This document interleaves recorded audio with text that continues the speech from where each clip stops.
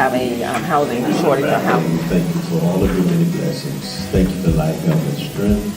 Thank you for the determination we have to see justice done. We pray, Father, that you would help us, that you intervene and go before us, that you touch the hearts of those in the positions to make decisions. And Father, you continue to have this community to stand for its rights and the rights of others. In Jesus' name we pray. Amen. Right. So we want.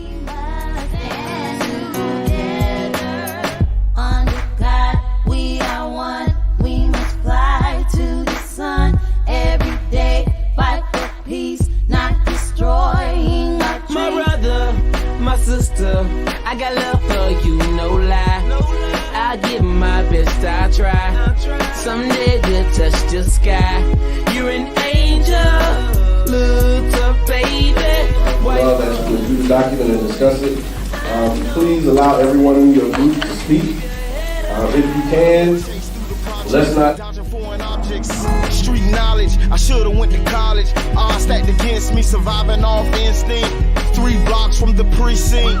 Lil' homie caught a case, others lost family members. Product of his environment, projects produce violence in the middle of the streets, cause that's how we eat. Just how I've heard they walk in. It was during the time when we were trying to get there. We've been suggested from the beginning that we. And I want to regardless of what had happened, and I think that was clear. I'm sorry to cut you off, but I know we were there against the clock. I'm trying to explain to her what's going on. And just hearing what your point is, you're talking about who is the. You know, if there was some entity that was dealing with affordable housing, that you would want it to be separate from the local government so that it could be more, it could continue more without the interruption of different political values of the people who were in office. And so that's what the first. Children need their mothers and they need their dads. Taking a life that don't make you bad. The fact that you. So that'll be the question for the note takers. Once you hear these things and people are excited about it, let's get grounded in what are we suggesting. Look at what's the points that are there, and people will live instead of resting in peace. Unity, that's what we need. Stand up and be a positive force in the community. And she's coming to the mic. Also, before Donna speaks, who in the group didn't get a chance to talk? as one people. 5 or 10 years to live there, but then after that they can sell at market value, and that just kicks the can down the road. So what are ways to address that and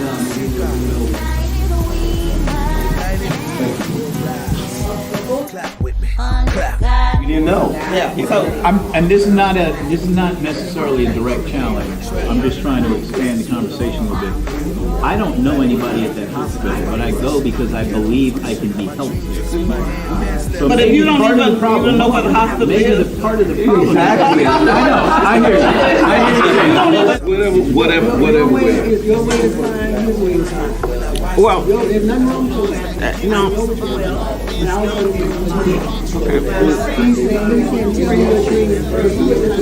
And then I'll tell you how to make your dream happen. That's what I'm saying. And what we did, we formulated our vision. And There's backdoor ways, and this is well established, backdoor ways that department heads are using to circumvent the actual participation of SBEs that have met the registration.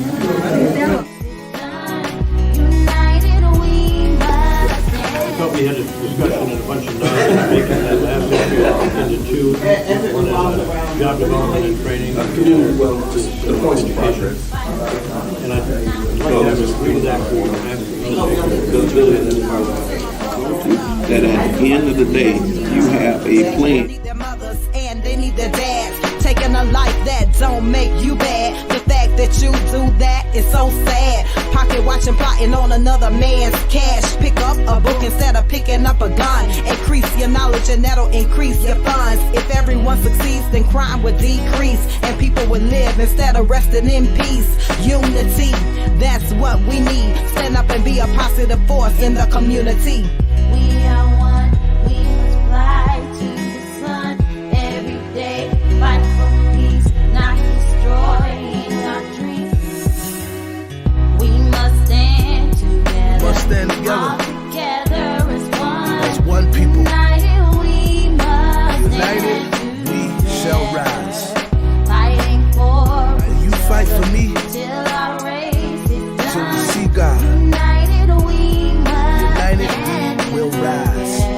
Clap with me. Under Clap. God, we Clap. are Yes, sir. one. We must Clap. fly to the Clap. sun. G beat on the track, man, and I mean this is from the heart. Not destroy. Back and forth to prison, cause my position in the ghetto was wishing my dreams was in my hand, man, instead of so distant. Violent crimes on my record, showing judges I'm reckless. Yes, they think I'm rich and young, like Young and the Restless. Every time I see a young brother rich in peace, got to be the only time when I watch TV.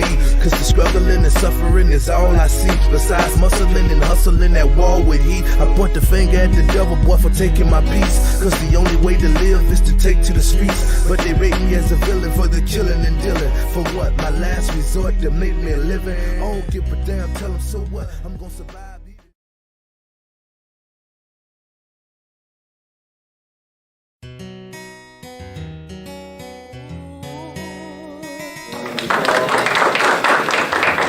You have a housing shortage of housing. Thank you for all of your many blessings. Thank you for life, health, and strength.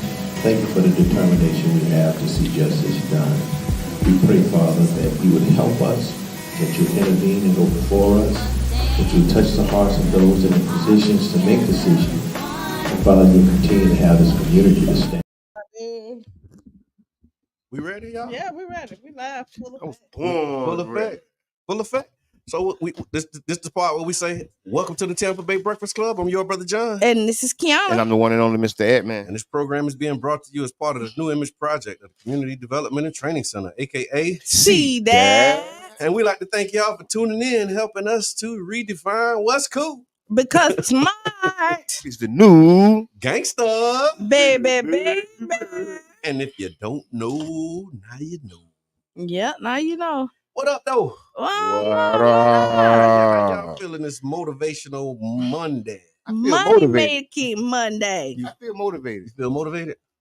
It's a holiday, too, today. It is. That's why I'm Hey, here. Labor Day, man. Yeah. Big shouts out to all the laborers. Labor Day. I know a lot of people don't really know. We just celebrate Labor Day, but we don't understand the Labor Day. The labor part of the day. Look what you said. We don't even celebrate Labor Day. We celebrate it. But I'm saying we celebrate, take the but day we off and don't know what we celebrating because we of our descendants of the laborers, the people who actually did the work to make sure that we So for the people, big shout out to all the laborers. Yeah. So for the people who don't know, I'm talking about Storm Squad. I'm talking about wastewater department. You know what I'm saying? Shout out to them. I'm talking about the road crews. Yeah. Right? I'm talking about the garbage man. Yeah. I'm talking about the people. The tow truck guy. The tow truck guy. The guy who you call and you don't realize that he's on call. Ooh. See? You call him and don't know that he had to get up to come You didn't down. realize he was on call. Yeah, You didn't realize how the severity of the importance of the labor that that people do for us, man. And we gotta salute them. For all this is their day. This is their day. All the people who worked through COVID. The workers. Oh, yes. Yes. The essential workers. Yes. See, those are the laborers. Those are the people I'm talking about. That's what they call them, essential workers. You're essential when they don't want you to walk off. Yeah. But other than that, when you trying to organize, you can't organize. You're an essential worker. Who are you to how y'all gonna organize? and it is. It's one of them perspectives. And so just thinking about Labor Day as a national holiday. Did you know that Labor Day became a national holiday in the late 19th century? Most labor unions actually excluded black workers. And the organizations like the American Federation of Labor, or AFL, didn't allow black people to join. Why do you think that they didn't let black people join the union? Because they didn't want the organized black voice of the labor. Right? And then they decided or figured out how important the black voice is in labor. Right. And you got to think, for what was that, 200 years, 300 years, if not more, labor was black people. Like, that was all the labor that was happening was us and the labor that we doing. I heard that. You know what I'm saying? Well, they didn't see us as people. Yeah. They saw us as property. Yeah. So then how can you honor something or give somebody rights on something that you felt like you own? So even though we were doing the labor, they felt like we wasn't qualified for that because we were property. Yeah, you're right. Yeah, they didn't see you as an equal. And then even after, slavery and all of that stuff, man, they still didn't want black people organized, and they They didn't still allow us. don't to today. And still don't to this day. Black workers were foundational, of course, to the American economies, particularly whether it was in the factories and the railroads, domestic work, a lot of the maids and housekeepers. Yet they were also shut out from the very labor movements that were meant to protect workers' rights. This exclusion was based on racist beliefs, and many unions felt that integrating black workers would weaken their demand for better wages and conditions. So they thought that having black workers in the union would actually make the union weaker. They didn't think that it would strengthen the unions if black So it workers was in them. kind of like the property. Like if the black person moved in your neighborhood. There goes the neighborhood. Yeah, there goes the neighborhood. Yeah. You let the blacks in, but we're the hardest workers. Like it's crazy when they be like, y'all so lazy when we built the country. Yeah. and they use the labor unions again. I read an article once that talked about how it was foreign for like white men to do work, and so if they saw a white man actually like hammering a nail or something, it was like, what is he doing? Like, what you doing? Something must be wrong, because it indicated your status, or you were like lower class. You didn't have enough money to be able to afford slaves. And then they were saying when the unions, like after slavery, like they had to start like really finding jobs. They didn't have the skills. They didn't have the trades. They didn't know everything that we knew. And so the labor movement was also a way for them to catch up. So was it DeSantis who said that slavery gave us a trade? Oh, yeah. The ending of slavery gave them trades. Good morning, Sierra. We did all the work, all the labor. And one of the things that I saw when I was looking at this too, just some of the history of like the labor unions in 1925 was the establishment of the Brotherhood of Sleeping Car Porters. That was like one of the first unions that was started. It was by A. Philip Randolph. Sleeping car porters? Yeah. Because trains was real big. Okay. And so the porters was the ones who would basically, it's like the hotels, because you riding a train for 70 hours from California to wherever. And so you had people that would tend to the trains. I really want to take Malcolm X was a porter. I want to take a train ride like that. 77-hour train ride? Not 7. Well, it ain't a 7. Well, yeah, I would. Yeah, I would like to just kind of see the routes and like. Oh yeah, but it was a union for them. A. Philip Randolph was the one who started it. It was the first African American labor union that was recognized by the AFL, and it was pivotal in advocating for labor rights. And then here in St. Petersburg, with that happening, particularly those in those service industries like porters, because we had the Orange Belt Railway was through here. So a lot of the porters and union members was actually here in St. Pete as well. And it was inspired by the work that A. Philip Randolph did.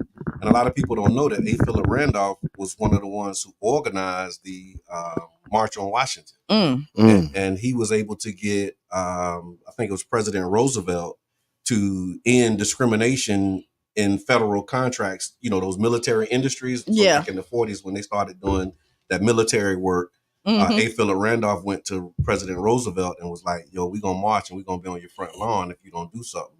And how you just go to the president? That's high. I was gonna say, because I just go to the president. He went to the first lady. Hey, Biden, man, what's up, man? It was the first lady. Why y'all trying us, dog? Tighten up. I bet you won't get as close as that sniper did. What does the sniper have to do with this conversation? He got closer than you would ever get.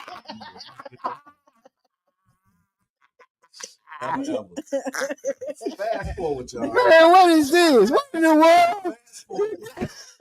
1959. Y'all want to get to 1959?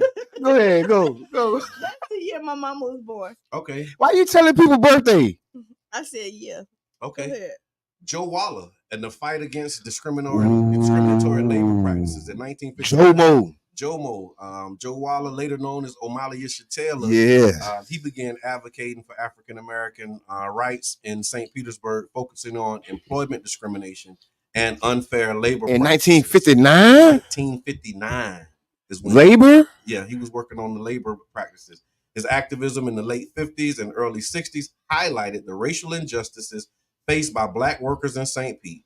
His efforts contributed to the growing local movement for civil rights and intersected with labor issues, with fair wages and equal employment opportunities being centerpieces of his organizing. The chairman is a national treasure. So that's 65 years ago. That's phenomenal. 65 years. When he was 19, 18? He was, what, he's 82? He 82, 83. He 83. Somewhere, his birthday is in October. Right. So, but just think 65 years. The man started in 1959. He probably started advocating in St. Pete. Around labor. Because I told you we was the laborers. I told you where they got it And from. then in 1968, y'all know the sanitation workers strike in St. Petersburg. Mm-hmm. Yes. Labor movement as well. We talking about Labor Day, y'all, for those who just coming in. Mm-hmm. And we're talking about St. Pete history as it relates to Labor Day. And so some of the key figures in that movement included Sylvester Brown, Joe Savage, and Ernest Filiu. That's right. And this was inspired by the Memphis sanitation workers strike. African-American workers in St. Pete went on strike to protest poor working conditions, low wages, and the lack of respect from city officials. The strike was led by Black workers, aka the laborers, and they demanded better pay, safer working conditions, and recognition of their union. It drew national attention and demonstrated the strength and determination of Black workers in St. Pete to fight for labor rights.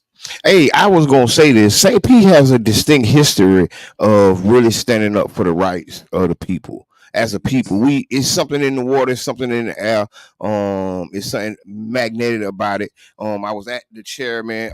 They had the rally this weekend. Hands off the Uhuru 3. If those who don't know, there's a trial coming up. It starts tomorrow. Yes. And they asking people to pull up. Okay. Pull up.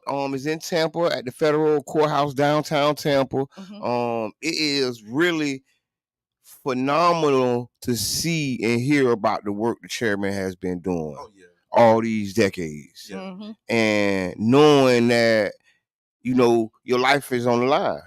And 65 years later, you want to do a smear campaign. Yeah. You know what I mean? Like all the great work. So just say when he was 19, 18, when he started this movement for Black people and trying to do it, somebody from Russia hit him up then and put that idea in his mind to do this. And this is what the U.S. government at this point is saying, that out of all the work he's doing, somebody else had to do this. Like, this couldn't be his life passion. Like they had to tell him that Black people needed help. Right. It's crazy. And organized them. And so it was labor work that was happening in the 70s. I think they said the Coalition of Black Trade Unionists was founded by Black union leaders, including key figures like William Lucy, to address the exclusion of Black workers from the leadership positions in the unions and to focus on their specific issues. In the 80s, the rise of local community organizing and local advocacy in St. Petersburg. Again, Omali Yeshua Taylor was at the forefront with the African People's Socialist Party. The activist community began to rally around that, focusing on economic justice, organizing protests, advocating for equitable employment practices and businesses. And then you go to 2012. What happened in 2012? What happened? Workers' rights advocates began to fight for 15. And, again, continuing that labor tradition. And I remember Kofi when he brought it to us. We were just getting going. We were doing Stop the Violence work. 5 for 15. Like, man, we want 15 in the union, and $15 an hour in 2012 was like, oh my God. Oh yeah, people don't know it was like $6 or $7. It was $8.05. Yeah, it's $8.05 because that was the. And it just went up. I remember it was like, you can't survive on $8.05. That was the. But that was 2012. Do you remember how much you got paid your first job? It might have been $8. Whatever it was like a couple dollars more than what the minimum was at the time. I was working at Bennigan's on the beach. It was my first job, first W-2 job. Hey, if you watching, what was your first job? Yeah. What was your first job and how much you got paid? What was minimum wage? Put it in the chat. We want to make a conversation out of it because this is Labor Day. We're talking about you listen to 99 Jams Care Festival Radio. Right on. New morning show, Tampa Bay Breakfast Club. Sleeping in today too, y'all. Hey, we wake up, tag a friend, burn the barbecue extra crispy for me. Burn it. Burn that barbecue extra crispy. My first job was at Marshall's. Okay. You remember what you was getting paid? I'm really trying to think. Right? Marshall used to pay a little something. They weren't cheap. Yeah. They did. Yeah. Like I want to say I got like $10. I'm gonna say 12. No, okay. I'm thinking like, wait a minute, $10. But you started later than I did. Yeah, this I'm was like, boy, $10. Ooh, you a doctor. $10 in 2012 was 2013 was that's life change. Remember, apartments was $700. Yeah, no, like so. Let's say $8. And I'm thinking like I'm going back in my mind and thinking about this stuff, right? Because I remember I worked at Denny's, and this was 2001. Okay. That I worked at Denny's, and then when I became a manager there, my starting salary was $37,000. Okay, and you was up. You was up with that 37. At 20, like actually, I'm thinking like, dang, I was making some money. Yeah, back then. That's you know what what I mean? Yeah, like I was really like. Yes, because people usually only made $15,000 and $20,000 a year. So yeah, 30 something. And now I think about it, I wasn't making no money. Right. Like, you know what I mean? Like, I thought, like, I left because I felt like I wasn't making, there was a part of it. But when I think about it, people in the early 2000s, like the olds. Like, you know what I mean? That really was, you really had to have a college degree, like, really have something. That was big. Or like a trade. Like, really be involved in working in the trades. My daughter, me and baby girl and my wife, we got into a debate because she was saying we had it better back in our day, right? Mm-hmm. Like it was better. Better than what, though? Better than now as it relates to like rent and wages and all of those things. And so what I did was like, I looked at the percentage of your wage, and she was right, but it wasn't like ridiculously more. So what we did was we took like the minimum wage in 1997 and the average apartment rent, and the minimum wage then was $515. Rent was like $523. Right. And then I think, where did we go? Maybe like, I think now we went to now and rent. I can't even remember the number. 2,000. But it's like 1,500. It's That's about like an average of like 15. As a percentage of your minimum wage. So like, just say minimum wage is what you can afford to pay. Yeah. What percentage of your wages would you pay? That was like the simple math, so we can do a comparison. Yeah. And it was probably like maybe 15-20% more now than it was then. And people 50% cost burden right here in St. Pete. It was 58. They say half of the city of St. Pete. This ain't just, I ain't talking about the hood. The city of St. Pete, they say half the people here are cost burden. That means they pay 50% or more of their income on rent.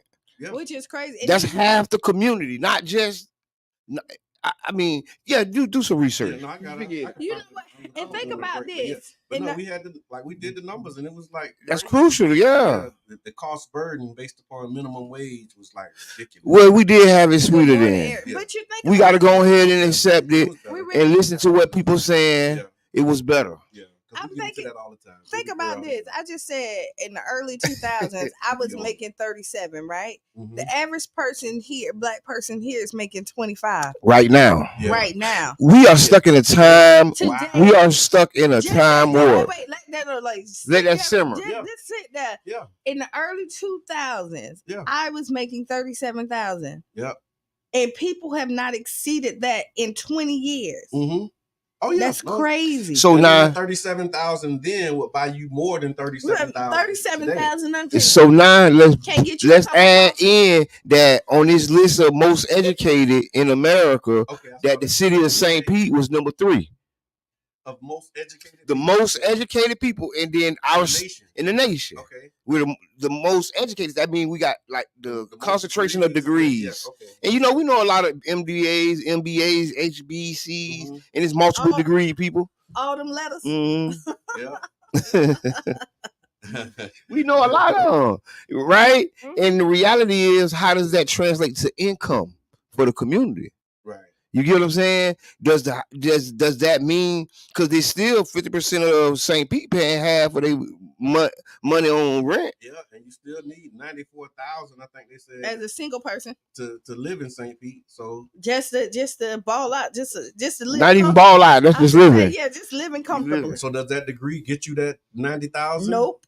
Okay. Nope. Yeah. Not at all. And then a lot of the things You get closer to it because of the degree. Some people do, some people don't. I mean, it's a fight.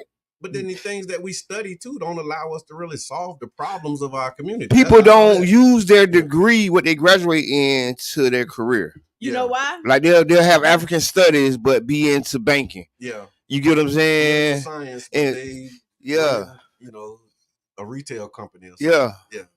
So you're not operating in the field that you have your degree in, because the jobs in those fields don't pay no. I want to talk to a graduate, man. Somebody chime in. What did you graduate for? Yeah. And then you know what happened is you go into some degrees and you you get your degree and you start in that field. People are not getting hired. You're at the bottom of the totem pole, which is fine because you need to work your way up. Most people do, you know. But they're not making the money, and then they hop over and see people making more money doing less work. Yep. You know what I mean? Without degrees. No, what they do is they move from out of St. Pete and be living on the outskirts of town or in other cities and come back and commute here. You feel what I'm saying? Call that bedroom community. Yeah. Sierra, thank you for tuning in. What was your first job and how much did you get paid? Eric Jackson, let us know. Same question, man. What was your first job and how much did you get paid? We talking about Labor Day. We talking about the St. Pete being the third most educated city in the nation. And does that actually translate into livable wages, y'all? Let us know. Ooh. Does that translate? Not for us. Because that was the thing. Like, you got to go to school, get an education so you can get a good job. Like, that was the speech. That was. I got that from third grade all the way till I graduated. Go to school. And I'm like, but that's still good. That is still good. But that's still a good route to, because the odds. What the problem is, people get so burdened with debt. Yeah, but I mean that you get what I'm saying? The price of that go to school piece. That go to school, get an education. That education has a cost. I always tell people, if you're going to school, and I'm an advocate for it, but go to school something that you cannot typically learn off the street. Okay. Like with life experience. Like AC Tech. You know, like really, like or college degree for that. That's what I'm talking about. I'm talking about Peninsula Technical College. Yes, sir. But what I'm saying is, even for ain't there a college? Yeah. Even for colleges, like for college, like if you're gonna go get your doctorate degree, yeah, you see how I'm trying to. We ain't doing this for derail the whole train. We 30 minutes into a 77-mile train ride. And he trying to derail that. No, we're not doing it. We saying the same thing, man. But no, it's really real though. And it's really real. The other thing that I saw, I saw this with my daughter when she was going to college, is also that first year. Eric say TJ Maxx $8. Oh, okay. Shout out to TJ Maxx. Hey, boy, you was doing your thing, boy. It was like $3 and some change or something. I think. Listen. Sierra say AMC Theater. Okay. $9. They were giving it up then too, huh? Whoa. John Bailey, what's going on? Good morning. Mr. Bailey, we talking about jobs this Labor Day, and we say, what was your first job and what was the minimum wage? Yeah. What did you get paid at your first job? And you can call in 727-637-2416. That's 727-637-2416. We talking about Labor Day. What was your first job? How much was the minimum wage? And then what I saw was that as a part of this gag with paying for school, like they will have you taking remedial high school courses. And really, and if you paying for that, but if you graduated from Pinellas County, you probably had to just take remedial. You probably because you graduated because we was kind of behind. I mean, it's still that's true. Yeah, but look at the man like that. It's true. We was kind of. Because it's true. Like, you graduate functionally illiterate, and now you go to college. And them boys want it from you. Okay, in order to do this, they give you that college entrance thing. And it's like, man, you don't really know what you need to know to even get into your college coursework. So now you're paying. And now you got to do the remedial. You paying for high school. And that's a stumbling block. Yeah. Some people don't get past that. Yeah. When they got to go back to like algebra and they got to go back to whatever. Man, they quit. Man, they quit. That you hated in high school before you can even get into like your college. And you fail and you can't get your financial aid because you got to keep your grades up. Man, that's a dropout. That's a dropout recipe. That's a recipe to leave.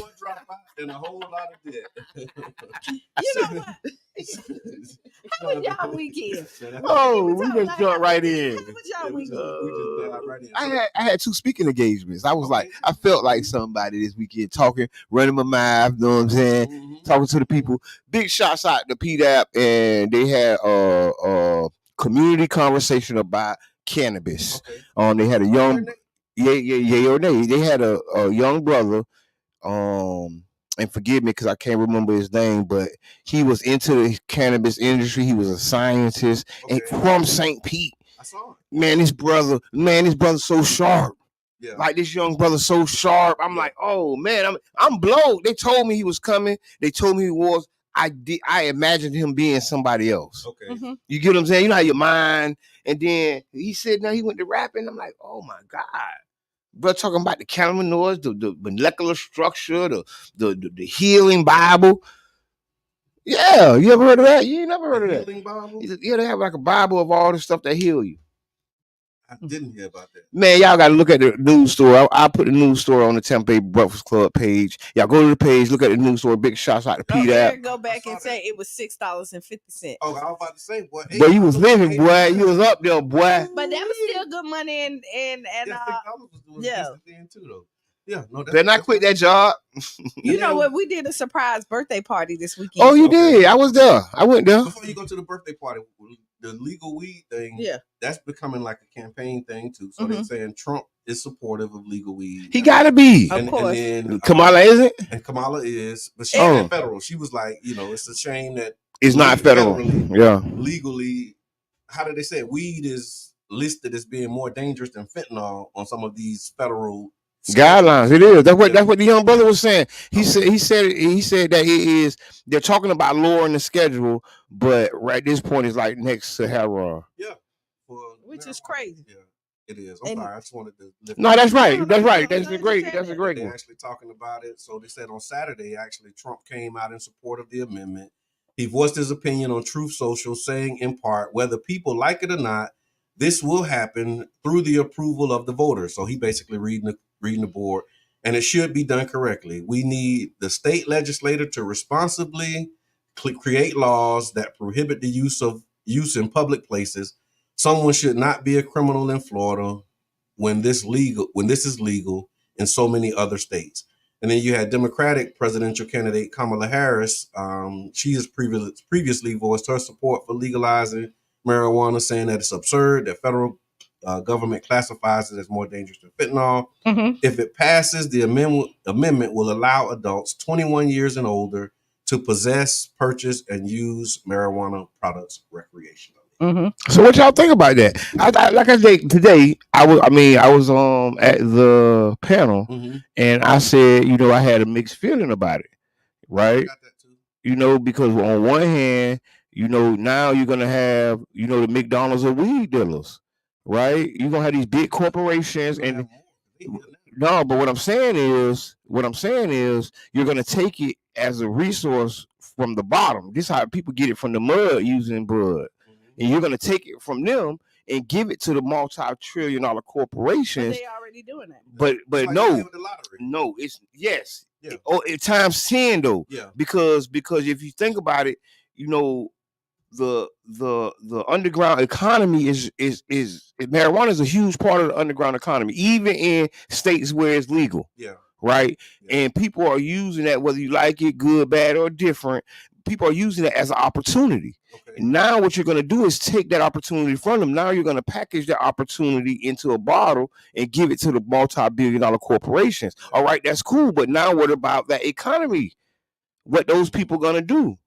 And there are barriers to entry in the. It's big barriers. Yeah. You're going to leave all them out. They were saying like the cost to even apply. Yeah, you're going to leave all them out. Is like prohibitive. It's like $250,000 to apply. And then it's no guarantee, even after you apply, that you're going to get the licenses and permission to basically be in there. That's exactly what I said. So people like, I ain't got $250,000 to roll the dice and see if I can actually do this. And you can put $250,000 on the road and come back like Bill Gates' brother. That's what they doing. Cass said his John Bailey first job was in 1962. He made $30 a week. Oh.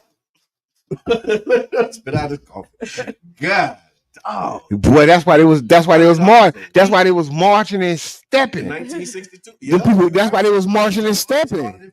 That's why they was marching and stepping, man. The people weren't right. 3 years later, Paying you 30, they're paying you 30 cents an hour. $30. And that was probably a lot of money back. Like that was like probably a decent salary back then. And he was 15. Wow. Just think about No, it. they was doing the old 1-2. You know the 1-2. You get the kid and then you just work the kid and then you and then you get them $30. That was the 1-2. That was the 1-2. But then that was another part of when we just going back, like historically, when you look at labor, our relationship with labor in this country, that's the other part of it was like, okay, we'll pay you $30 a week, but in order to do this job, you're gonna need some boots, you're gonna need a shovel, and we'll give you that on consignment, and then you just work it off out of what you get. So that $30 a week in some places wasn't $30 a week. You ended up owing them $30 a week. But so Brother John, you have to work your debt off, and that's how they. I'm gonna give you the real slavery when they lock you up for vagabondism or being on the street, and then make you work on the road crew. That was all part of you get what I'm saying? And now they're gonna give you the boots and they're gonna give you the shirt, but you're gonna work for free. Yeah. You're gonna work for game time. You get what I'm saying? Yeah. Oh, and during the study, we found out, they helped build Pinellas County with that. They had road crews and what, man? Them people help build America through that process. Talking about labor, y'all. Convict leasing in St. Pete. All right. The birthday party. Tell me about the birthday party. What happened at the birthday party? Oh, I was there. I went to the birthday party. Listen, it was beautiful. Okay. Go ahead. No. A black man job, Donald Trump says the Mexicans are taking from us. Yeah. Yeah. What up, comedian Damien? No, you know what? So we surprised Cheyenne with a color party, and shout out to everybody who participated because they brung out their stuff. We had much. The colors, did all the food, the fruit, the snacks, everything. Oh yes, it was in the colors. And you turned it around pretty quick because when I saw the notice, it wasn't like it was really a last minute, because Cheyenne's schedule been so crazy, right? And just trying to figure out if she was gonna be here, not gonna be here, and then when I figured out, I was like, okay, go. So people surprised that they came in town. Oh, nice. And so she walked in. She thought she was just literally just going. I thought the surprise was gonna be ruined because Barnum talked me into this negative thinking. She knows. She already knows. Yeah, she gonna find out. Yeah. I hear we surprised coming here. What kind of surprise is this? That was the conversation. Yeah, that was. But when she got there, they was like, "Let's go to Lux," and she was like, "Okay," and she making plans in her head, like, "Oh, we could do this, we could do that, yada yada yada." She just kind of just to hang out, and then you get there, and it was like, "Hey, that's where your mama do the podcast at?" Yeah. And they was like, "Yeah, it looks like it's open. Let's go in there." And she was like, "Okay, yeah." Like she didn't. And the person who brought her, have a good person to not spoil the surprise though. And then the thing is, that's a tough job. Look at it. That's a tough job but trying to look. They trying to surprise you, but you gonna act like you ain't surprised. But you know why this was a good person? Because this person's not attached to anything. Okay. So she wouldn't have thought that this person would be like, because like in on it, like, right. Hey, let's go over here and let's see what they're doing. They had stopped by there before, you know what I mean? And it was like, okay, you were doing the podcast, right? So they just pull up like, hey, I think and then that's her goddad, you know what I mean? So like when we walked, so she was like, let me see. And then she walked in, all of us stuff. So we had the best game. So what we did was put all the baskets in the middle. Okay. And it was like musical chairs for snacks. He left by this time. So he missed the game. Everybody went home with groceries. So what happened is you walk around and when the music stopped, you grab whatever, you could grab anything from that table. Okay. People was cheating. Because they wanted certain tables, they wanted to get it. So the blue table. Huh? Yeah, so we had fun. That's good. Yeah, it was my grandson's birthday too, so that's where I was when y'all was partying. We was actually out having dinner with my first grandson. He turned 14, man. So shout out to Tariq, man, doing this thing. And it was a football day. All three of them in football. They 3 years. You had a long day. So the first game. I mean, I was kind of. Oh, you was at the St.Pete Classic. Yeah, St.Pete. You was at the St.Pete Classic. Big shots out to the Green Devils and Lakewood. You know what? So we got like all day. Yeah. We got like a second before we got to get it. But do you know how much it costs to get in these little league games? $10. Oh Lord, That's a lot. $10. That ain't a lot. We trying to build these organizations up. Give them a dub. Give them a dub, man. We trying to build these organizations up. We trying to lift these people up, man. We want facilities. Stop this. Stop. I'm finished. We're gonna discuss this after the 8 o'clock hour. We talking about little leagues and building the little leagues up. I'm thinking like, and I could be wrong. I was surprised by them fees though. No, the fees are ridiculous. Because they called me and they was like, Papa, can you pay for us to play football? And you was like, yeah. No, I wasn't out there. I was like, $250 per person. No, it's full. Yeah, no, it was. That's why we need more resources to lift these kids up. We coming right back. We'll be right back. Tampa Bay Breakfast Club, y'all still in. If you're on Facebook, watch this. Yep. Yeah. In its power to bring back hostages and soldiers from captivity wherever they are. And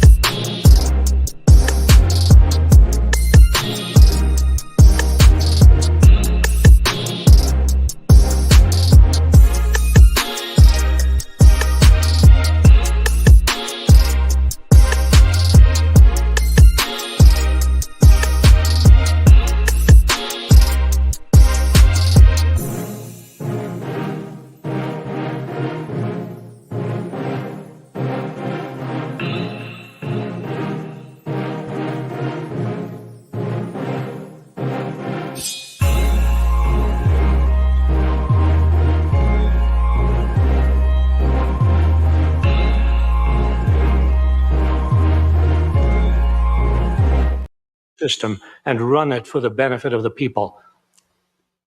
When immigrants... We got about 3 more lakeside chats, don't We're welcome back to the Tampa Bay Breakfast Club. I almost said the lakeside chat. Boy, you look real comfortable there over there. I am. No, you could have said that and grabbed the mic, man. That was a good one. Changed the whole vibe and energy and flow. I think I might need to move over to this. Yeah, you ain't need. There you go. There you go. You can see me a little bit better. Mama, I'm on TV. So welcome back to the Tampa Bay Breakfast Club. I'm your brother John. This is Kiana. And I'm the one and only Mr. Edmund. This program is being brought to you as part of the New Image Project of the Community Development and Training Center, aka See that? And we like to thank y'all for tuning in, helping us to redefine what's cool, because smart is the new gangster. So if you're back, if you don't know, now you know. So the first top of the hour, we left talking about Little League. Yes. We had the Labor Day special, the impact that St.Pete had on Labor Day, and the mark that we made in this country. We talked about minimum wage and your name, pass. Yes, all of that. So say where you at with it? Well, where you at with the? I'm with y'all. Yeah. Like with the weed.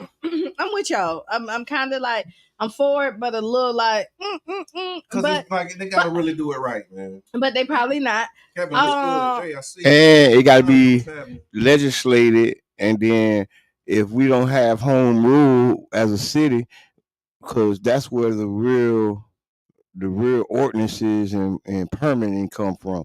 And if if we ain't gonna have a permit, you ain't gonna give me a permit to sell. You get what I'm saying? But then if the city subvert that with, like, you know how they do it, and they block it, and then it's whatever the governor and them say. So it's tricky. It's gonna be tricky, but this is what I think is it's gonna happen. Yeah, it's gonna happen. And I think that's why you see like Trump coming out. Because it's gonna, because they wasn't with it, and DeSantis, they not with it. Like none of them with it, but they saying they see the handwriting on the wall that the voters are going to pass it. Right. So listen, so you got to basically get with it. Right, because you want to say you was in support. So, but one thing I can say about us is people were resilient, right? And we figure, like, once somebody take one hustle from us, we just figure out a whole nother hustle. Yep. Right. See, but that's what I'm talking about. I want to take us from the hustle to the entrepreneur. Let us benefit. Let us benefit, because just like numbers, right? That was a hustle for us. That was the penny game. That was our thing. Right. And then once it became an industry, they took it from us. So now we had to find another hustle, which is selling weed or whatever. Now they take that. Now what else we gonna do? You know what I'm saying? We're gonna start selling melanin. What? Selling some blood out and blood. Man, you know these people. Come on, man. It's crazy. And then to your point about enforcement, I saw an article that said that Grady Judd, they arrested 3 people for operating a mobile marijuana dispensary. Mm-hmm. And in the mobile medical marijuana dispensary, like they had it all. They had medical. They had I guess that's the Delta 9. Yeah. And then like under the counter, like they got the other stuff too. And so they basically just booming. And then the thing that got my attention when I saw it, because I've seen these trucks, and I'm like, how is this legal? How are they able to do it? It's the Delta 9 or Delta 8 that you can sell without having your medical marijuana license. So as long as you're selling that, you can pass it. All you have to do is say it's Delta 9 or Delta 18 or whatever it is. Right. And then so they had Delta 18. The thing that got my attention with this was that the people who were busted, it was 3 people who was busted. Guess what? They was black. Come on. Because the ones in the white vans with the long beards and all of that. Yeah, stuff they keep on. Like they keep going. I don't see how, like they know nobody squatting on their vans and sending people in to see what they can get and score out of there. But we see it all the time, and I mean it's sad that we have to. Hey, you ever been on Central doing First Friday? And then man, they got 20 vans. They park there in the morning. The whole parking space, so they be there when the people come. 20 vans. Yeah, it's a lot of them. Listen, it's the same company. The man got 20 of them things, man. And the first thing I thought, damn, if I get me one, they're not gonna let me do that. Yeah, try it. That's what you gotta do. Try it and see. You in. Get the lawyers. The other part of this conversation too was, Morgan and Morgan have put a lot of money into this. They definitely have. And now it's coming out that they have investments in a lot of these, They should. Well, they should. They should get their. I mean, but here's the thing: they should, but he's pitching it like, because my brother that's why I invest in it. But that's why I invest in it. That's why I know about it. But that's not necessarily. No, but just think about it. When you look at it, you get motivated by something, right? That's why you invest. That's what you.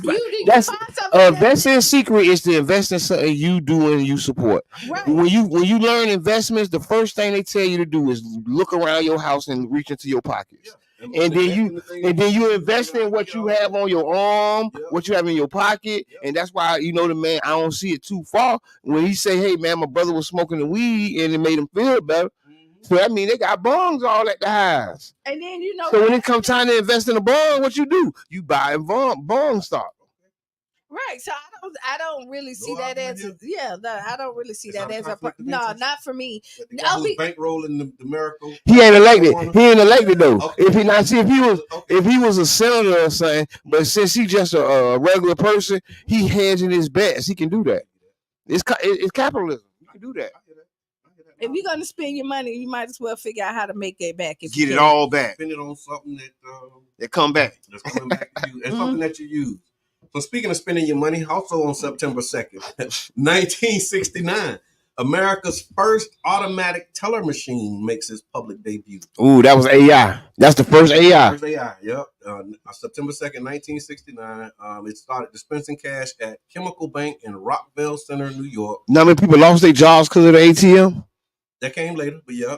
ATMs went on to revolutionize the banking industry, eliminating the need to visit a bank to conduct basic financial transactions. By the 1980s, these money machines had become widely popular and handled more of the functions previously performed by human tellers, such as check deposits and money transfers between accounts. Today, ATMs are as indispensable to most people as cell phones and emails. Some people can't live without the ATM machine. And then later on, like in the 90s, that's when banks started charging fees for ATMs, because for a long time, it was just a service that they offered. The banks charged fees for everything. So in the 90s is when the fees was very profitable for the banks at that time. Annoyed and pissed off a lot of customers, but they ended up, how it is, you get used to it. I used to work for First Union. Okay. You did? Yeah, I done worked everywhere. That's back in, everywhere. We're talking about Labor Day. Yeah, no, honestly, anything I thought. Tell me about all the jobs you done had. I can't even tell you. Listen, you had over 10 jobs? Yes. Okay, 20? I can't listen because 30? Listen, Jabbar. Oh. Dang. Is that anything I thought I wanted to do? I just did, and then a lot of times I had multiple jobs. Okay, like I worked at Mortgage Investors, and I worked at Denny's. I had multiple jobs with you before. I think we balled. I worked. We have. Look, I done did. Hold on. I done did the airline. I done did the hotel. I done did restaurant. I done did hospitality. Like I done did in the medical field. I done been a girl 6 on the phone. I done I done did. Like if you think Girl 6, that was a movie. I done been a phone operator. Like I done did it all. Like literally. You got a phone operator boy. Left out of word. How you gonna tell part of the story? You was a phone operator. When I think of phone operator, that's hello. Can I help you? That's a phone operator. Was you one of those kind of phone operators? I was to make your dreams come true. Type of phone operator. 976 number. What the was? Hey, I was an actor. Hey, those were the first OnlyFans. Your foray into acting. I was an actress. So when we talked about ATM, UBK also it created new jobs because you have to have people to repair the ATM. So it's way less people to repair it than it is to operate it. Yeah. I'm just saying we got to be careful as we walk into the future. I was watching it last night as we walk into the future because they're going to ease us into some things that's going to change everything. They're going to ease us into some things that is going to completely change everything because they already have restaurants that's already cooking automatically. Yeah. Right. So it take 8 employees and turn it to 2. Yeah. You get what I'm saying? So 6 people just lost their job. But you see that. But what happens is we do age into this, right? But then you see they end up having to backslide. They do. Mm-mm. Yes, they do. They only march forward. That's not true. So since the ATM, they went backwards. They haven't since the cell phone. But listen, since I bank at a tellerless bank, like right now, like literally, I bank at a tellerless bank. So what that tells me, since the ATM, the money machine, ATM to now we are into banks that have no. But they still end up sliding, like, so they had one here, right there.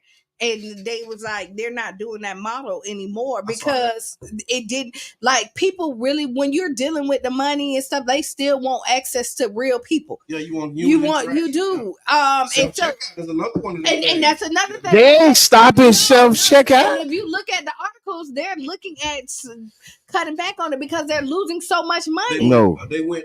They went real crazy with it. And then now they come. And I'm not saying, but Gerard, this is what I'm saying. I'm not saying that we're never gonna lose it all together. So it's like a swing. It is a swing, and they're seeing, and it ended up settling right somewhere. Some people lost. Some people. A lot of people lost with the self checkout because people would, because like I don't go through self checkout because I think it's a ripoff. Like me personally, if I'm going to your store, you don't give me a discount to do your job, right? I gotta ring my own groceries. We need a union and a consumer union, and then I gotta bag it, and then you want to question me if I stole it. If you want to know if I stole it, then ring me out. Yeah. And you don't gotta worry. Because when they try to stop me, I look at them like they're crazy and keep on walking because they should have had somebody at the register. Yeah, I don't be wanting to give them my receipt when I walk out either.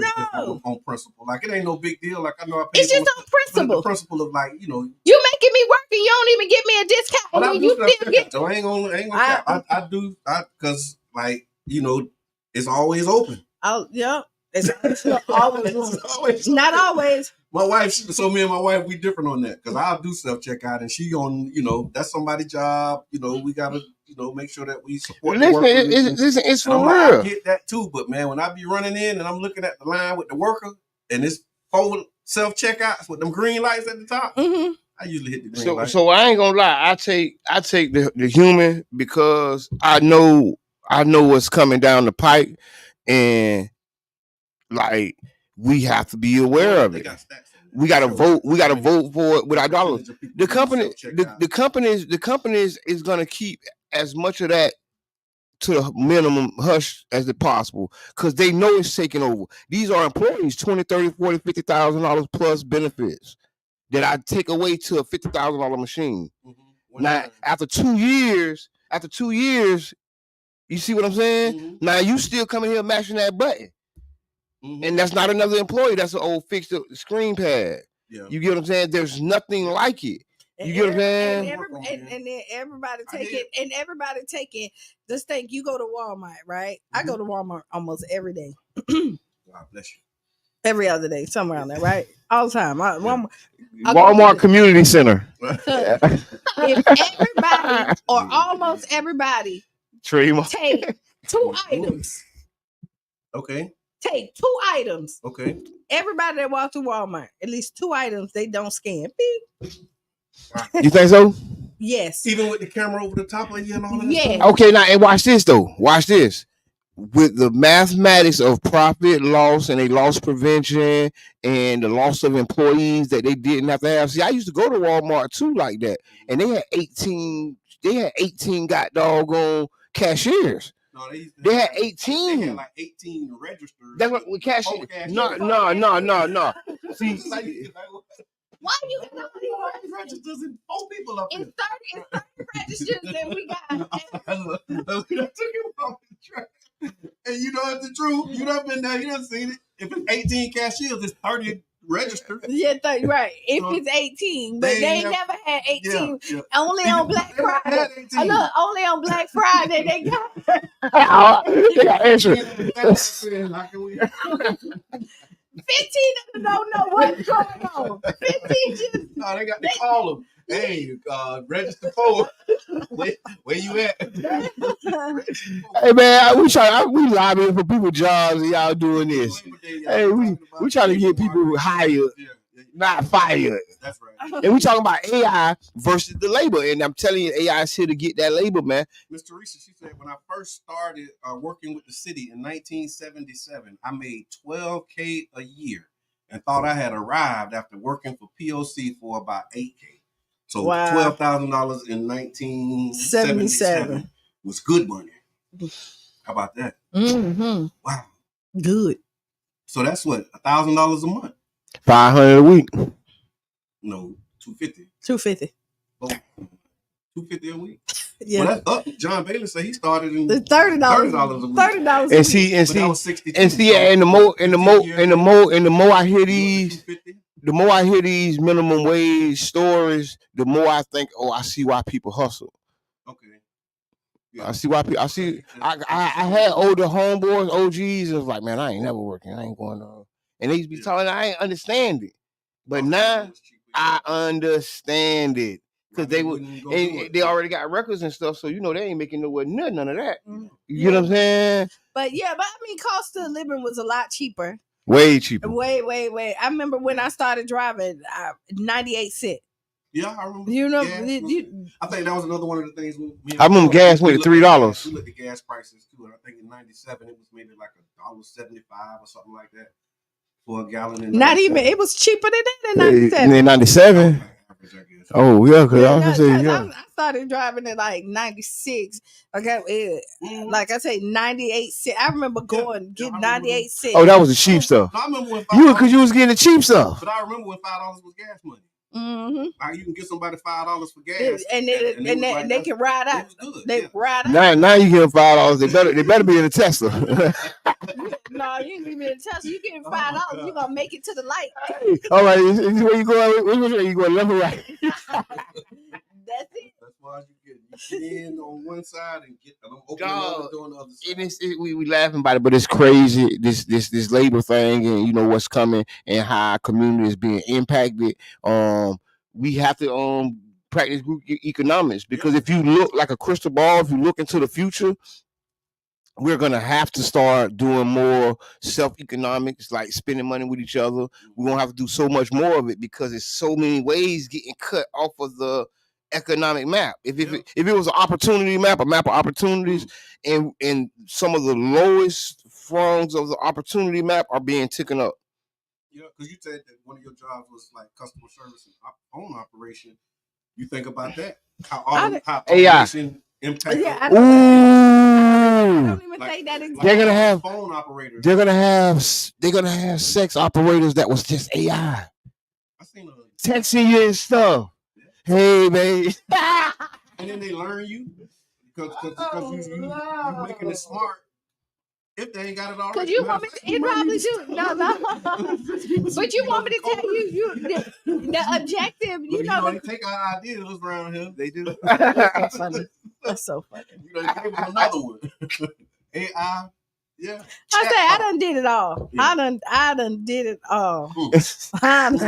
Almost everything, like not everything, but I done did a lot of jobs. I'm just kind of I hear that. So tell me about. So you was at. Oh wait, we never talked about what's the name either. Who? About this high behind Little League. Oh, Little League fees. The Little League. The cost of how can full families afford to go in there? Like if you got it, and really, because that's where the community got to step up too. Because some of this stuff is so expensive, it's nothing they can do about it. It's just like when you go to the grocery store. You know, how can a family afford to do that? You know, it's so serious because we have a situation where we're gonna be a rush to the bottom if we're not careful, because things are going up so high. Now we got to decide what we're going to spend it on. And that's where I've talked about the group economics and how we got to start facing inward, because now it's going to be so important what we spend those $200, $400 on and who we give that money to. You get what I'm saying? It's going to be so important, because if we're not doing it to build us up and build our community up, we're going to do it and it's leaking out. I'm just trying to figure, like, with the spending. We got, because it's clutch. But I'm trying. Okay, so like, I know they have to pay for the uniforms, right? That comes with helmets. Some helmets is not cheap either. But they don't get new helmets. Like they don't get the uniform. So let's say this. So if something has changed, I like the cheerleading uniforms, right? They don't keep their cheerleading uniforms at the end of the season. No, they don't, and they don't keep their football. So they give it to somebody else the following year. Like so they pass them on. Yeah, they pass them on unless something else. The whole uniform. Unless something else doesn't change, unless your shirts and your shirt. And then you buy a new one for your child. They don't buy new ones. Like the helmets are. But you still got to pay for the uniform. I know, but this stuff. Some people who run some little league. Call it little league. Call in. Yeah, because what they are. Because I know, like they have their pregame outfit that they get to keep, right? Your shoes you keep. And they love him too. You dress on, boy. He slept in here. You keep your jersey? No, you don't keep your jersey. Even woke up like you don't keep your jersey. Your jersey don't have your last name on it. Like that is their thing. So this is what I'm trying to figure out. Like all the $400, right? They get in the city park, so that is free. Yeah, you can say they turned it in. You know, the city park itself is free when you're renting it. Like the city's not charging them to go down there on 31st and all that, unless something else doesn't change. You have concession stand. They got to pay for insurance. They got to pay for police. They ain't paying for the police. Yes, they is. They pay for the police. Police is not that. Police don't donate their time like that. Those off-duty officers that got to be paid. That's just how I go. I know, but I don't really see the police. Yeah, they be there. Mindy Liggin, they have to maintain the field. Yeah, see. Cost is not free. See? So they have to maintain the field. And they got to pay for you. So what is it? Because I don't rent. So listen, I have rented that out there at the field, right? Okay. I done rent it. And hold on. Yep. Okay, that's right. Yeah, staying on business. Hello, call and introduce yourself. It's just you. It's just nobody, just me. No, but they do let them keep. They do have your name on it. They have your name on your jersey. So the one my on football? No, on football they don't have that. I go. So when they take you the last game, No. This what happened. Your jersey, right? I have your number and your name on it. Your shoes, you got to buy your own shoes. Okay. Your equipment, you could buy your own equipment, but if you buy that pack from them, you got to turn that equipment back in. Okay. Which a lot of people do complain about that, but make it make sense. Your kid is this size now. Yep. You turn that equipment back in. What are they gonna do with it? They're getting bigger. Yep. They can't wait. They can't do nothing with it before the end of the season. Yeah, if I'm playing that's right. What you gonna flyweight, and then I'm going up. I ain't going down. So I'm gonna walk around with the equipment that I can't put on. Okay, I hear that. But they do make a lot of little outside money, like the concession stand money. Okay. They make you fundraise the money, but y'all got to think it's a lot of people involved in that. This operation, there ain't enough money to move the operation. Yeah, because they get kids. But everybody that I done did Little League for a long time, and I haven't been in there. I coached for a long time. Everybody that's out there volunteer their time. Yeah, ain't nobody got nobody's getting no paycheck. Yeah, I'm clear on that. I'm clear. Nobody getting no. And then they gotta get some kids rooms when they take them out of town. They gotta get gas. When you go out of town, you gotta pay for that. Your parents got to do it. They don't come out the fees that they pay the organization. What you be saying is it's still a cost associated. It is. It's still a cost. It is a cost. But what I'm saying is, once you pay to get in the game, right? Yeah. And all this other stuff, every extra cost the parents pay for. So what problem are we trying to solve for? What like we're trying to figure out how much it is. What we're trying to do is and this is what would help me as a grandfather with 3. All right, Yubi, thank you, man. Appreciate it, bro. This because I was just shocked when they called me and they was like, okay, they made the phone call, Papa, can you help us with, we want to play football. It's like, okay, cool. How much is it? And then they hit me with the bill. It's like, okay, woo, that's a lot. Then when my wife went to go take them to payment, came back and said, well, that's not all of it. It's more than, so, because I was thinking it was like $300, but it ended up being like $450. Right. And it's times 3.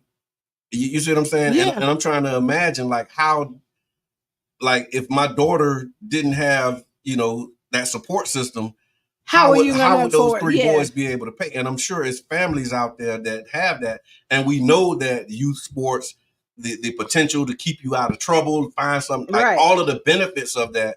But these costs make it where it's like, I want to put them in, but I can't afford to do it. Or I can't afford to put all of them in. Mm-hmm. How do you decide which one you're going to pay for, which one don't get in? Right. Like that's a real consideration, I would say, for a lot of people. Right. And I'm just trying to figure out because league sports. And I'll tell you what, when they first hit me up about it, my first phone call was to Lisa Wheeler, community safety liaison for the city of St. Pete, because I remember the chief of police had announced that they were paying fees with some of the forfeiture funds. And so I'm like, hey, how can community access these forfeiture fund dollars that's supposed to be going towards, little league fees? And they were saying that pot had already been exhausted. You know what I mean? And the chief wasn't doing no more, investments in there. Yeah. But I'm like, how do you even know to tap into that? You know what I'm saying? Like by the time I called and found out, it was like, okay, the city's helping with fees, but Mama Blue giving ain't enough. Mama Blue say that is hard. I got 4 grandboys and all need to go.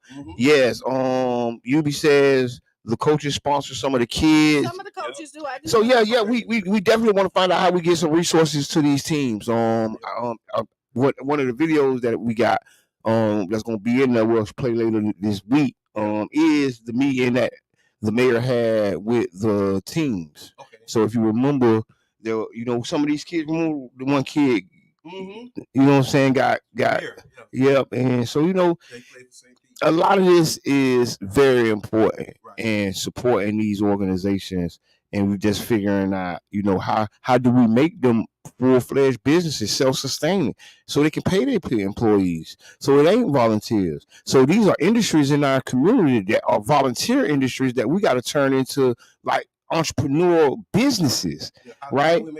How do we make them sustainable business that feeds the community and is not take away, but to grow, where we selling t-shirts. I got on the Gibbs shirt right now. Okay. Right? How do we where we buy these shirts that say the Little Devils or Lakewood that sustain? I ain't talking about just the buy it to have. I'm talking about into a model that's sustainable. So maybe that's so when I'm asking about the fees itself, because it's so maybe that is how they do the sponsorships. They make that because everybody don't pay that $400. I know that for a fact. How you know? Oh, you right. Everybody don't. You right. Okay, my bad. I do that sometimes. All the time. My bad. You right. You right. Everybody don't pay. You listen to the Tampa Bay Breakfast Club right here on 99 Channel. We talking about the cost of little league fees, y'all. Yeah, we talking about Labor Monday, Labor Day weekend. So if you're listening, y'all, if you want to do something, if you want to make an investment and you want to support, Little League is a good investment. Invest in some of these little leagues. Find a team. Find a team that you can sponsor. You know what else is a good investment? 99 Gems. Yes. Underwriter show. Donate. 99 Gems Carefest Radio is brought to you. Yeah. That's why we here. Big shouts out to Mo Show Live. You can find us. You can go back and watch old episodes. We're streaming live from the A-Town Stomp. And so what we're talking about. Yeah. So Jabbar, did you read the article about the uncertainty of the Black Museum? I got something. Oh, okay, go ahead. So, Tampa Bay Rays Stadium and the future of the Woodson African American Museum. where do we start? So we know that the museum is intended to be a gateway for the new development around Tropicana Field, and it's planned to open alongside the stadium in 2028. Of course, it's not just a cultural institution, but it's supposed to be a tribute to the Black history of St. Pete, particularly the historic gas plant area, which was home to a thriving Black community that has since been demolished. Right now, they're facing funding challenges. The museum needs significant financial support to stay on schedule, including $10 million from Pinellas County's Tourist Development Tax Fund. However, the County Tourism Bureau in St. Pete Clearwater is unlikely to recommend this funding because the museum's economic impact doesn't meet their criteria for overnight visitors. They're basically saying that in order to give them the $10 million that they need, You gotta have overnight they have visitors. to have a certain number of overnight bed stays. And when they submitted their proposal, the projected overnight bed stays does not meet the criteria for the Tourist Development Council to move forward with an approval for this $10 million that they're asking for. That's a development. So that's why this story happened. That's because I was wondering why this story happened. I was like, what they trying to do? Yeah, they basically just highlighting because the Tourist Development Council is saying no. Is I mean, it's kind of still moving through the process, and then the county commission actually has the final say. So the county commission could, not follow the recommendation of the TDC, but I don't think it's been like historically that way. They usually follow those recommendations, right? And so it's not a all or nothing with the funding. So it's not like we give you the 10 million or you get nothing. They could do they got like three things. They can either give you the 10 million that you asked for, give you a part of that, a portion of that, or they can reject it outright. And what they're saying now is that with them saying that, they can't justify the full 10 million, the advocacy or the pressure point is going to be around how much can they do? What partial funding? If they say we won't give you the full amount, the full 10 million, we would give you some of the money. But they need that 10 million. Yeah, they do, because they have a commitment to raise funds. And I think July 1st is when they have to be able to show that About 25. Like they have like 50% of the funds, and they're able to move forward with it, because the other development, the other piece of this is the raise $10 million pledge is contingent on the museum being able to show that they have 50% of the amount already raised. And this 10 million from the TDC was a significant portion of it, because they need it's going to take up some millions to do this.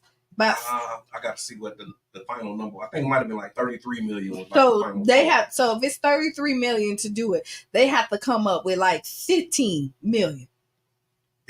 Technically, give or take, give or take about 15. Let's say 15 to 20 million, give or take, that they have to fundraise by July 1st of next year. Next year. That ain't that far. They have to be able to show that they have it. That ain't that far. That's like almost 6. And I think they might have raised like 6 million already.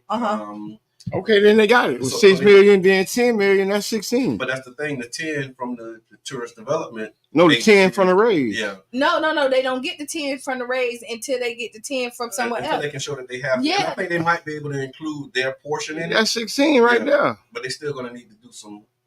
No, I'm just saying in my math, if it's 30, they got 10 from the raise, 6 million raise. That's 16 million. No, you can't count. You can't tell me I can't count the money you said you can give me. No, because we gonna take it to trial. Take it.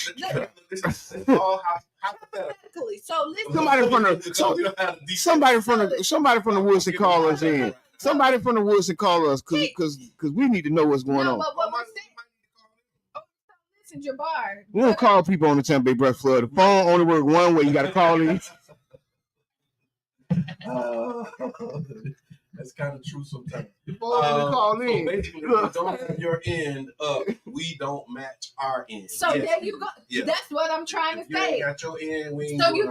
You can't count their 10 yet, because they have to come up with the 16 by themselves, and then they give them 10. Mm-hmm. So it says that when we talk about next steps, the Tourist Development Council will meet to evaluate and make recommendations on the applications, including the $10 million request from the Woodson. The council will consider whether the museum project meets their criteria for using tourist development funds, which are typically allocated for projects that attract overnight visitors and generate room nights. Based on the TDC's evaluation, the recommendation will be made to the Pinellas County Commission. The recommendation could range from what I just said earlier. The county commission will vote on the TDC's recommendations in October.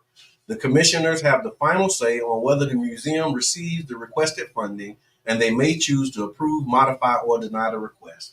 If the TDC does not recommend full funding, Commissioner Renee Flowers has indicated that she will advocate for at least partial funding to help the Woodson reach its final financial threshold. There may be additional lobbying, negotiations, and public advocacy efforts to persuade the county commission moving forward. And so this is that conversation that you start having with community. Like if this is something that you're supporting, something you want to see, this is when you need to start reaching out to your county commissioners and let them know that this means something to you and you want to support it. Regardless of the outcome of the TDC and county commission decision, the Woodson will continue its fundraising efforts to secure the remaining funds needed for construction. This includes potential private fundraising, grant applications, and the exploring of alternative funding sources. I think they might have got some money from the state as well. Senator Woodson, shout out to him. He did some lobbying, and I think he might have been able to secure some funds as well. Well, I'm rooting. I hope they get the money. Yeah. Assuming sufficient funding is secured, the Woodson will move forward with finalizing its financing plan, obtaining the guaranteed maximum price from a contractor, and preparing for construction. The goal is to begin building in time to open alongside the raised new stadium in 2028. Yeah. All right. So still some work that needs to be done, y'all. Mm-hmm. That's what we say. It's more that needs to be done than needs to be said. Hey, sweetie, I see my baby watching. Good morning. Dan, what up, man? I see you. Appreciate you. Put it in the chat, y'all. What was your first job and how much did you get paid? We're talking about right now the Carter G. Woodson's fundraising and the potential that they may not receive funding from the tourist, may not receive a recommendation for funding from the Tourist Development Council. Let us know your thoughts. Put it in the chat, so give us a call. What's up? What's your thoughts? What up? Thoughts? No thoughts. I mean, I already said my thoughts. Like, kind of, you know what I mean? You're rooting for them, hoping that they I'm hoping that they get it, because like even with the raised deal, like I hope that everything that they promised come to fruition. Like, I'm rooting for the best outcome. That's right. Well, I'm with you on that. I mean, yeah. So are y'all doing anything today special for Labor Day? St.Pete Breakfast Club. Other than yeah, that's really it. I think we're gonna have a crab party. Okay, I ain't really doing too much. Let me get a plate. Let me get a plate. If y'all got a plate, I'm accepting plates. Getting ready for this week. What else you had in the headlines? So we had the Woodson. What else you got up there? It's Motivational Monday. You put something in there. Get motivated. Did we hit all of them points, man? I think we did. While we got a moment, I saw a PSA that I wanted to lift up to. It was a Facebook public service announcement about a missing person. I'm trying to find it because I actually had. She been gone for like 2 weeks. She was out of Colorado, St. Pete native. Right here. Have you seen her? She's a St. Petersburg native, lives in Colorado. A missing person report made in Colorado Springs. It's been almost 2 weeks since we've seen her. This post is by Andrea Green. It's been almost 2 weeks since we've heard from her. Her last Facebook post was August 20th. I've called local hospitals, jails, and checked VineLink with no information found. Her phone is going straight to voicemail. You can't leave a message because it's full. If anyone has seen her or knows her whereabouts, please contact her, Andrea Green, via Facebook, or the Colorado Springs Police Department, in which she spoke to someone and they advised her. But we have the picture up. It's Taniqua Lassiter, and the family and friends are asking for any information if you can support them in finding her. And we wanted to. And prayers go to the family as a public service announcement. Yeah, because the one sister who they were looking for, they ended up finding her, and she was dead. It's somebody else that was looking for somebody recently too. Just the other day, and they I didn't see that. There was somebody else that they were asking, and then I looked at it looked like she passed away as well. Oh wow. Yeah, so yeah, pray for and check on your people. Did y'all talk about Cam Newton? No. Okay. Go ahead. I like this. So Dr. Cheyenne. Okay. Dr. Cheyenne is doing everybody, not Cam Newton. She did Nick Cannon. Okay. She's really coming in and like tapping in about making these fatherless households, kind of. Okay. Or broken households. And I'm not gonna say fatherless, let's say broken households. Okay. And not being able to commit to multiple households, basically. Yeah. So the backstory is Cam Newton. I guess he's no stranger to controversy. They said this time around he's going viral for an August 23rd interview that he did with Dr. Cheyenne on his podcast, Funky Friday. Mm-hmm. During the talk, they discussed his desire to have more children.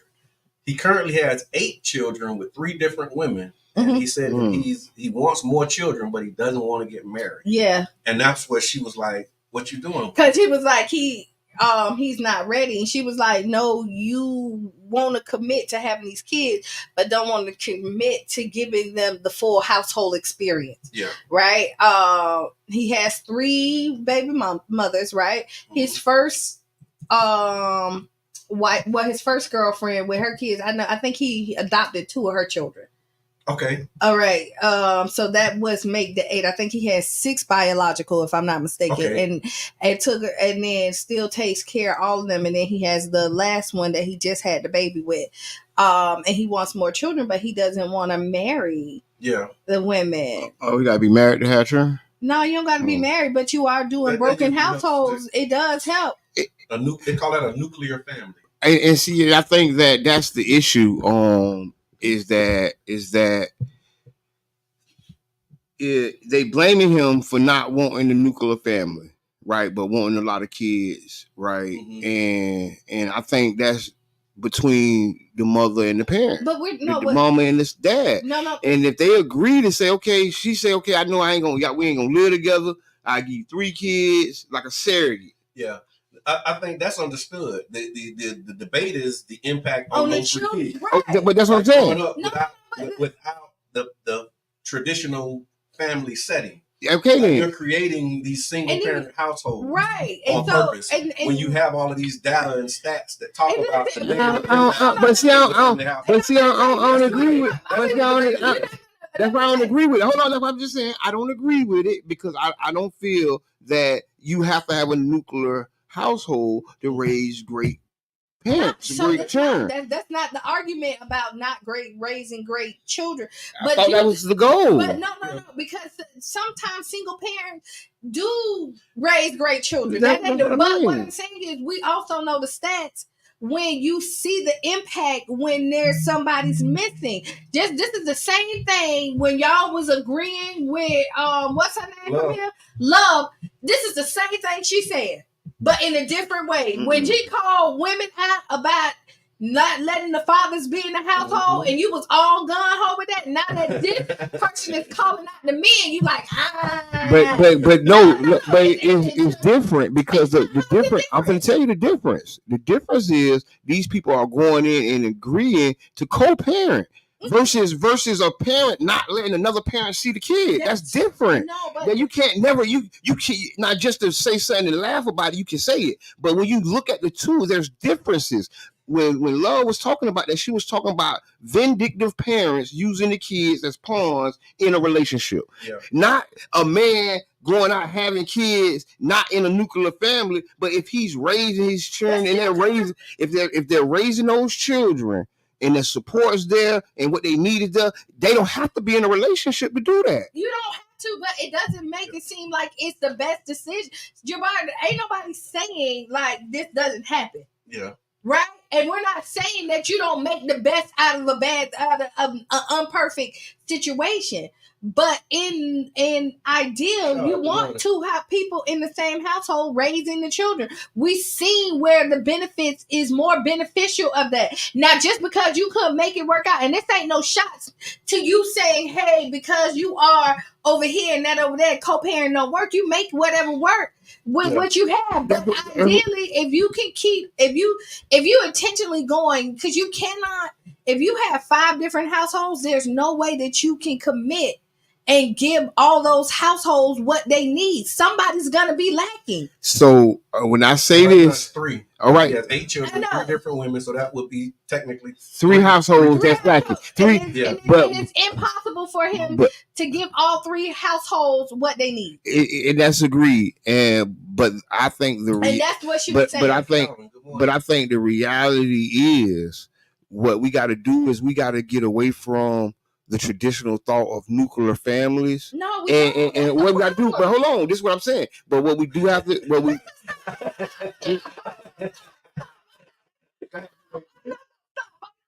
Can I finish your thought? All I'm saying is, listen. All I'm saying is, we have to reevaluate our thought of the nuclear family, right? And not invalidate people who are not doing the nuclear family. That's it. That's what we're doing. We're bashing him because he's saying, "Hey, I'm not with the nuclear family. I'm not looking to get married." And this is somebody who's being honest with himself.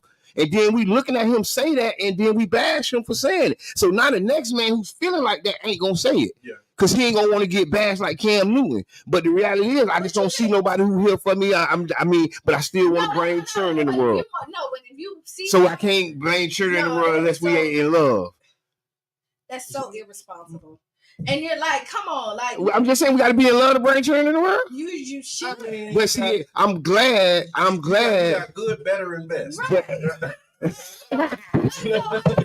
Okay, this may be good, but that might be better. But here's the best. But you know what I mean? Ideally, you would want a nuclear family.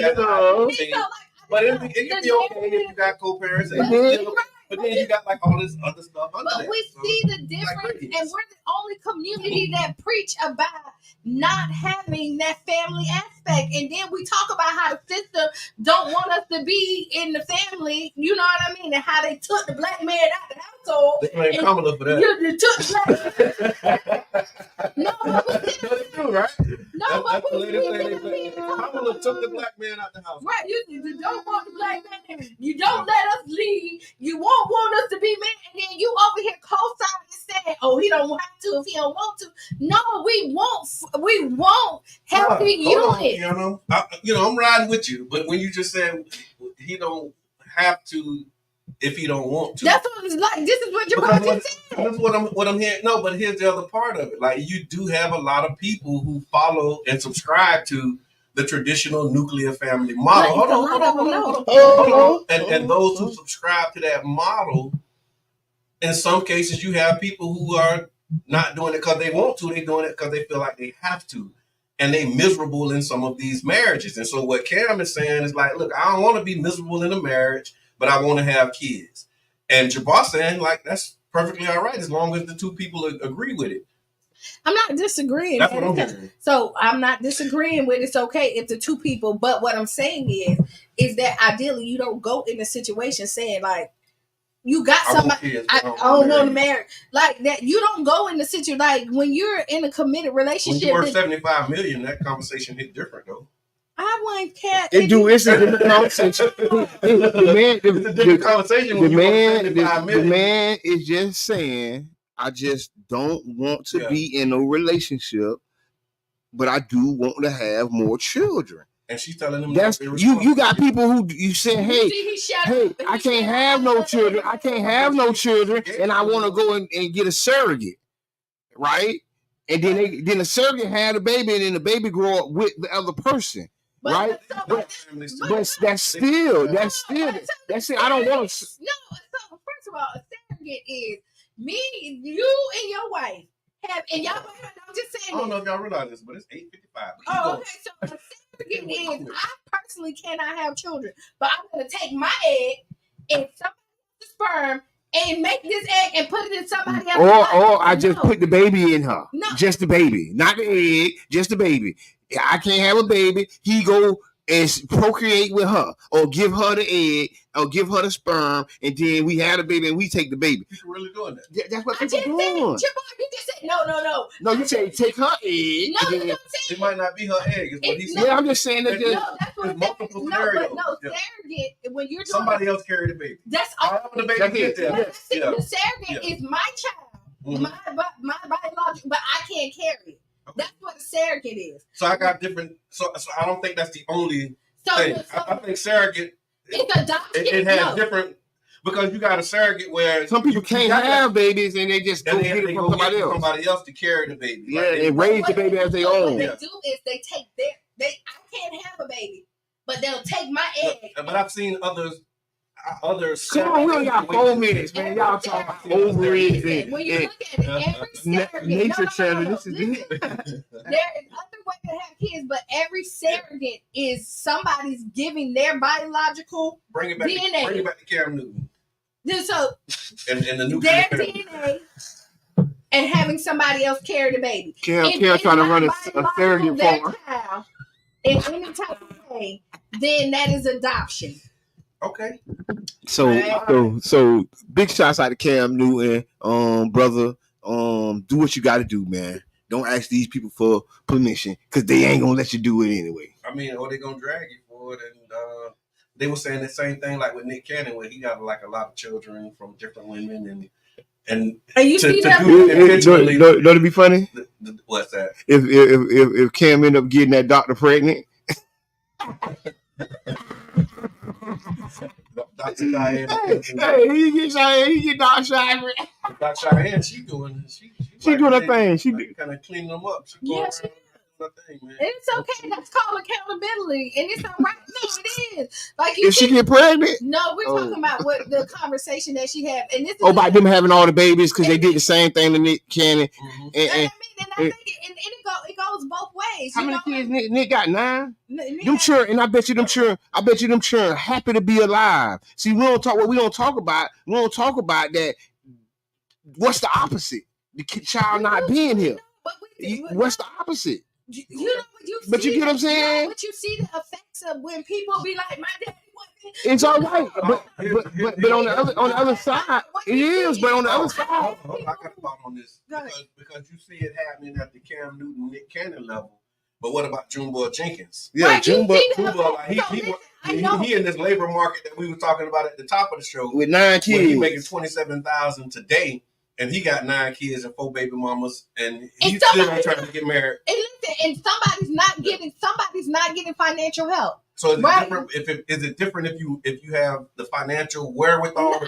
I think it makes it worse when you don't have the financial help, right? Okay. But the physical lack of money is the root of lack of money is it, but also the lack of time that you have, and then you promote resentment because what you think is you got kids over here at this household, you got kids at this household, and you got the household that you live in.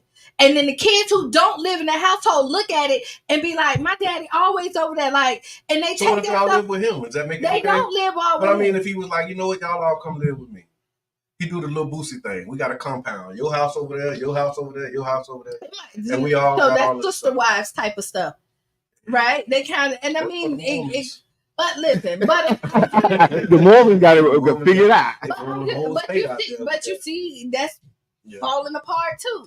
You see that? It ain't falling apart. It's things happen. Things happen everywhere. No, things happen with everybody. So this is why we're having this mental health conversation on the 22nd. That's where you go with it. That's your final thought. That's why we talking to black men about mental health. You Negroes is crazy. And we're here to support you. Because we do support each other. So when is it? The mental health conversation, September 22nd. At 3 p.m. at Dave's. At Dave's. Sons and Daughters of African Queens on 16th Street. Make sure that y'all be there. There's more that needs to be done and needs to be said. It's always fun being here with y'all, man. I appreciate y'all. Oh, it's 9 o'clock. Stay tuned for Sister Hughes. Make you lose your shoes. Shout out around the house. That was your final thought. That was it. Does it? I mean. All right. I'm your brother John. I'm Kiana. And I'm the one and only Mr. Edmund.